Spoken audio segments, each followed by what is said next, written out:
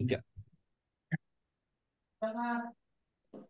Ya, Assalamualaikum warahmatullahi wabarakatuh. Selamat pagi, siang, sore. Salam berbahagia untuk kita semuanya. Di sini kelompok MPTI dengan dosen Pak Riyad, dengan saya Fauzi Aulia Firdaus, rekan saya Dwira Abdul Rosyid dan Bang Matius.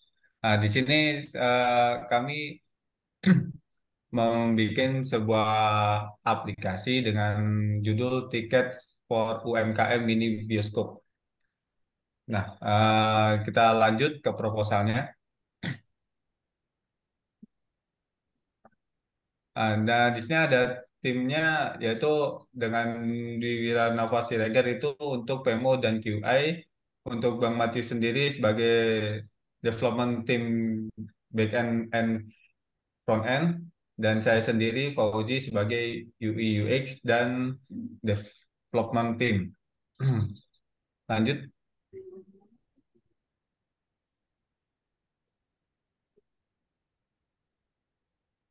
Nah, di sini untuk latar belakang aplikasinya sendiri, dalam era modern ini, hiburan di rumah semakin menjadi pilihan utama bagi banyak orang. Dengan adanya teknologi yang terus berkembang, home theater atau bioskop pribadi telah menjadi salah satu investasi yang populer bagi mereka yang menghargai kenyamanan menonton film tanpa harus ke bioskop yang ramai dan minim akan komunikasi secara intim dengan taman atau keluarga.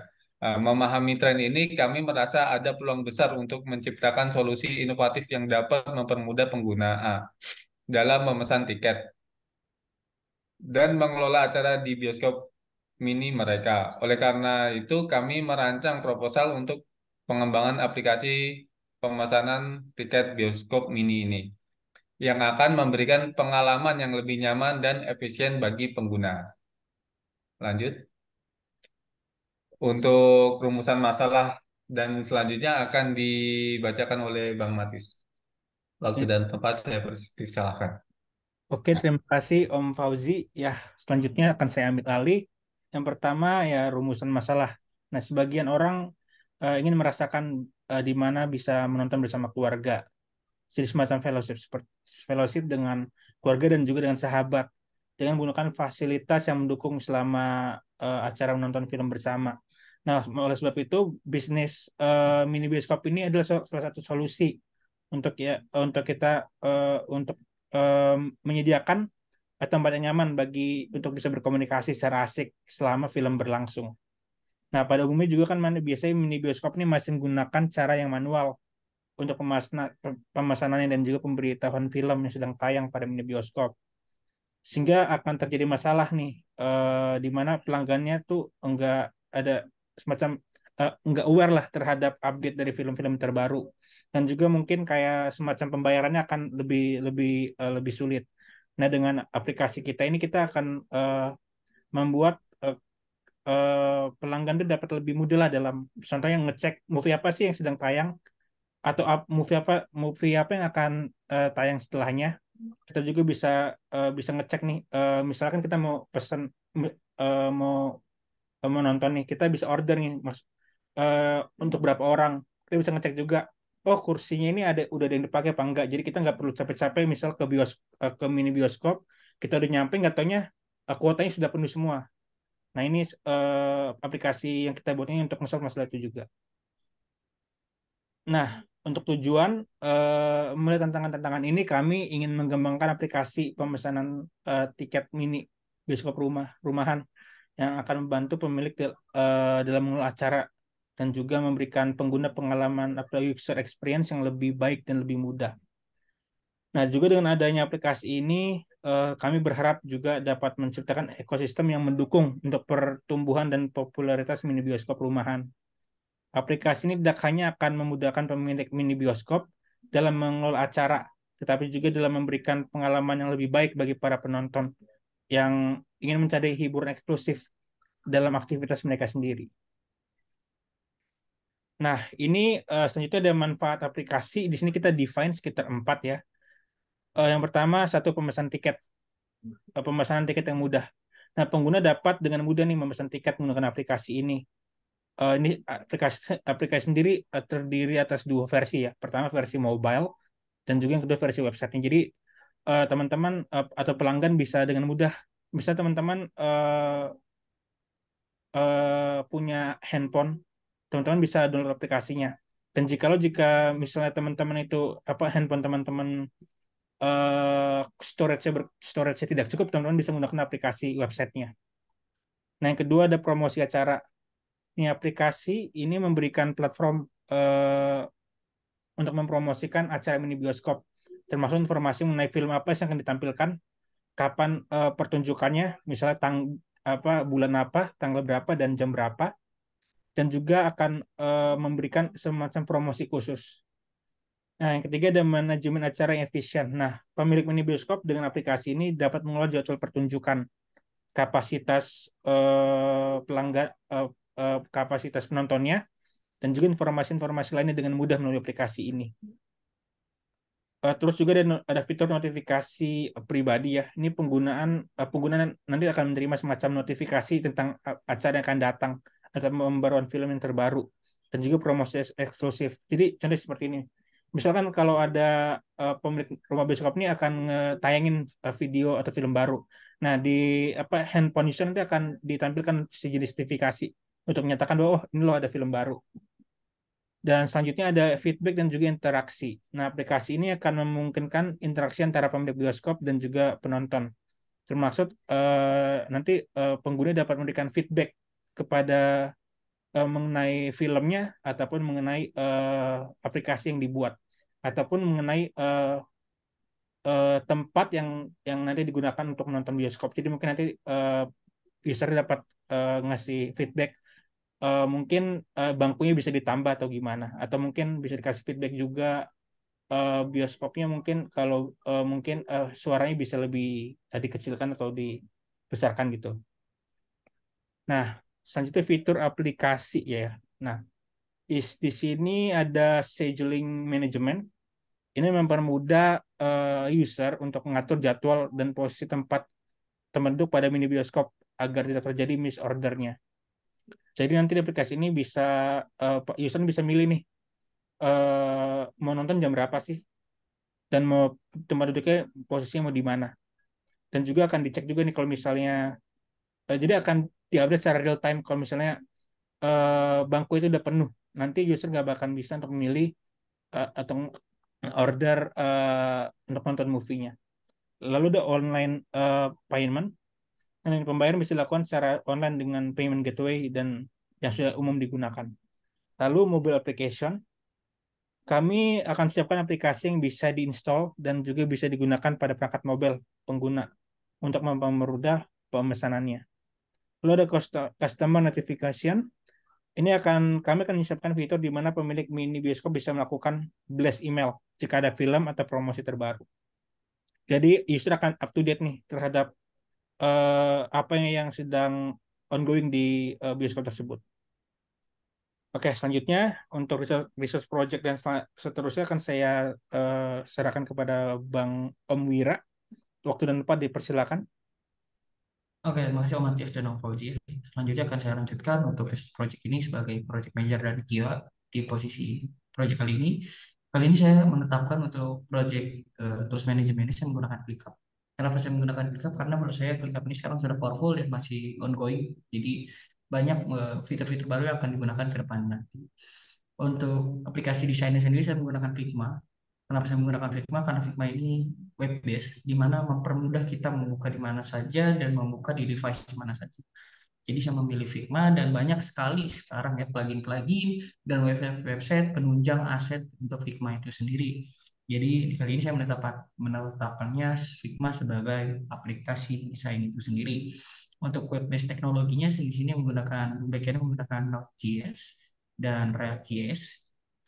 Kenapa menggunakan Node.js? Karena menurut saya Node.js itu saat ini adalah bahasa yang powerful ya untuk dikonsum juga nantinya di mobile apps-nya. Dan JS sendiri ini bahasa yang sangat gandrung ya pada saat ini ya gitu. Dan untuk mobile apps teknologinya sendiri ini saya menetapkannya sebagai React Native. ya kan, frameworknya yang nantinya melempar API-nya tetap ke si Node.js atau ke si WordPress itu sendiri. Sedangkan untuk QA teknologinya sendiri, ini sifatnya opsional. Nanti kalau misalkan sekiranya memungkinkan, kita akan membuat otomatiknya menggunakan Catalog Studio. Catalog Studio ini adalah salah satu platform penguji otomatis yang menyediakan berbagai fitur ya, yang mendukung untuk pengujian perangkat lunak. Dan platform ini open source ke Selenium dan Opera. Nah, sifatnya ini opsional untuk teknologinya. Menggunakan katalog untuk otomatiknya, nanti kita akan melihat sendiri nih kira-kira apakah memungkinkan kita buat otomatis atau kita lebih fokus di manual. Nah, untuk planning servernya sendiri ini, server ini saya menggunakan sekiranya nanti menggunakan Ubuntu, ya Ubuntu yang versi 22 LTS, sorry, dan RAM-nya menggunakan RAM 2 GB, CPU 1 core, SSD-nya menggunakan 50 GB yang nanti saya akan menggunakan server dari Amazon atau menggunakan server dari Vultr. Itu tergantung nanti kondisi ketika kita development. Dan estimate cost yang kita keluarkan untuk aplikasi server ini, kita menggunakan sekitar 500.000 ya per bulannya. Jadi nanti kita akan push ke live atau ke server ketika sudah fix di lokal kita masing-masing dan kita akan build di server itu sendiri. Seperti itu. Oke, bisa dilanjut.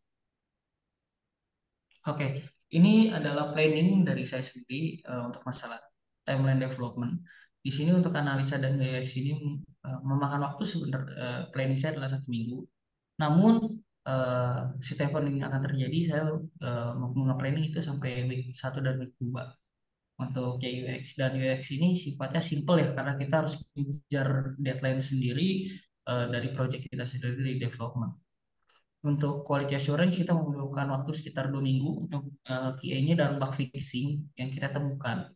Nanti setelah dari kita itu selesai, kita akan publish go to live, dalam arti server dan semua orang bisa buka. Dan kita akan meminta beberapa user mungkin mencoba 1 atau 2 user untuk mencoba menggunakan aplikasi kita. Dalam artian orang user ya, user pengguna. Artinya klien nanti dia akan seakan-akan klien memesan order dan segala macam, dan kita akan menerima feedback dari mereka itu. Gitu.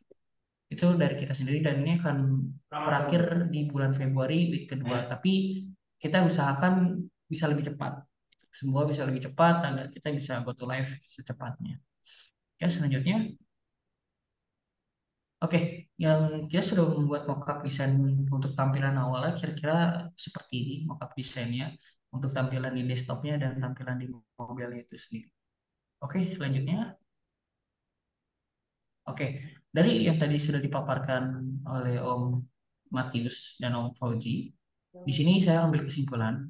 Kesimpulannya adalah dalam mengamati tren perubahan gaya hidup ya pada saat ini masyarakat minat pada hiburan yang sekarang nih arahnya ke rumah nih, jarang nih orang bioskop karena pandemi. Sekarang orang tuh pengennya lebih ke yang nontonnya itu lebih ke apa ya, intim lah, dalam intim dalam artian dia pengen lebih ke teman-temannya, lebih ngobrol secara asik gitu kan. Nah, terus bioskop perumahan ini nih bukan hanya sebagian bagian dari tren hiburan pribadi, tetapi juga menciptakan peluang bisnis yang menarik untuk UMKM gitu. Walaupun sekarang banyaknya orang Netflix segala macam itu, tapi banyak juga peluang-peluang bisnis yang bisa terbuka. Contohnya, mungkin nanti anak-anak kuliahan gitu ngebuat film pendek itu bisa loh nanti dipublish di bioskop mini gitu. Jadi bioskop ini peluang bisnisnya sangat besar ya di Indonesia, tergantung dari sisi marketingnya itu kembali gitu, dan sisi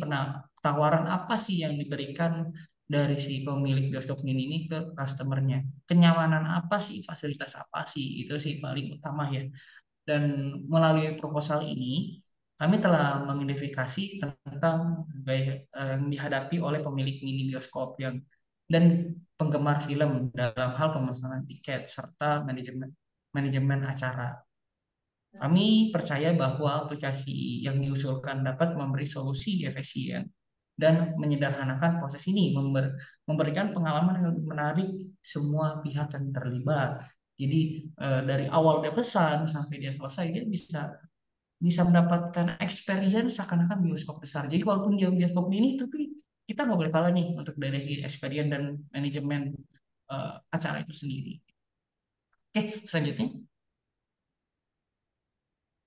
Oke, sarannya nih, apa sih saran yang setelah saya melakukan riset dan analisa bersama tim, saya menemukan beberapa saran yang nanti saya akan apply di project ini, ya kan? Pertama adalah penelitian lanjutan. Saya harus melakukan penelitian lanjutan. Kira-kira apa sih fitur-fitur yang perlu ditambahkan? Apa fitur-fitur, apa penunjang penunjang yang akan memberi nilai positif dengan aplikasi ini dan penggunanya itu sendiri. Selanjutnya adalah pengembangan prototipe. Oke, yang tadi saya buat itu baru desain awal saja, belum ada prototipe. Nanti saya akan nanti tim saya Fauji akan membuat prototipe dari desain yang telah kita buat.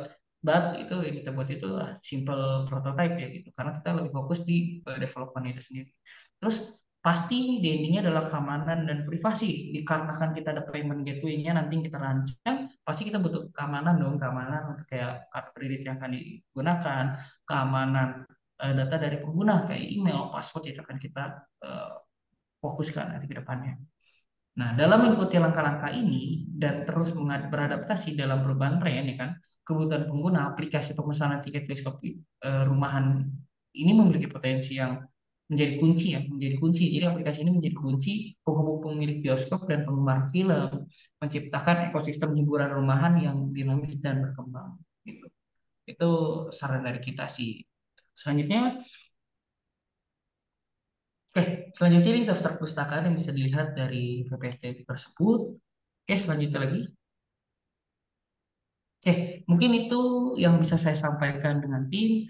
Saya sebagai project manager di project ini berterima kasih telah menonton video ini. Silakan komentar jika ada masukan. Saya Dwira Noval Siregar dan tim berterima kasih sampai bertemu di video selanjutnya. Terima kasih.